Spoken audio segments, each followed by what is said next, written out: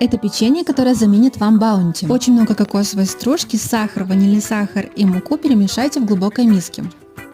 Белки от 4 яиц взбейте блендером до мягких пиков.